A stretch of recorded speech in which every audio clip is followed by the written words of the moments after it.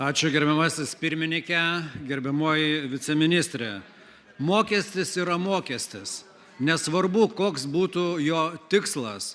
Ar bausti, ar ten kitaip kažkokį daryti poveikį.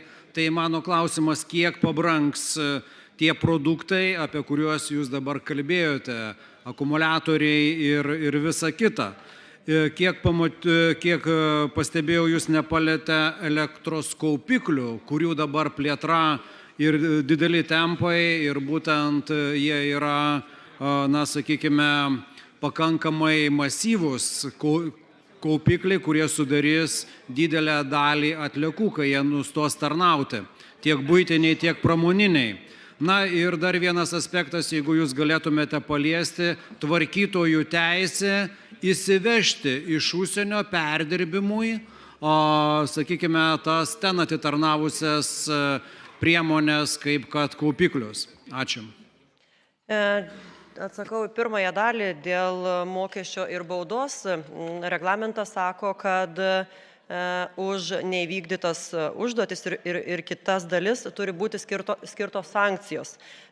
Nes mokesčio paskirtis, aš pristatymę ir minėjau, tai yra tiesiog susimokėti už nesurinktą kiekį, o baudos ir sankcijos yra skirtos tam, kad tų pažeidimų būtų kuo mažiau ir užduotis būtų atliekamos kuo arčiau numatytų tikslų.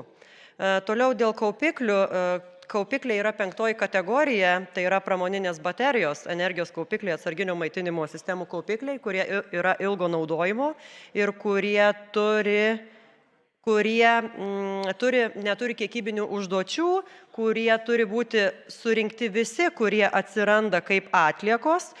Ir dėl to ir nėra tų kiekybinių užduočių, kad tai yra ilgo naudojimo prekė, kuri taip greit nevirsta atlieka.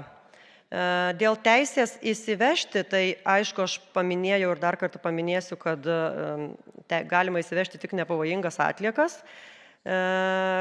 Kiekiai pasižiūrėjom įsivežamų atliekų nėra dideli. Čia daug kas kalba apie mišrias komunalinės atliekas, pasižiūrėjom ir šitus. Dėl kaupiklių būtent jūs klausėt, tai tokios statistikos nepasidarėm, bet manyčiau, kad kaupikliai kaip atliekos šiai dienai nėra įvežamos arba įvežami nedideli kiekiai. Šitą informaciją pasitikrinsim dėl kaupiklių.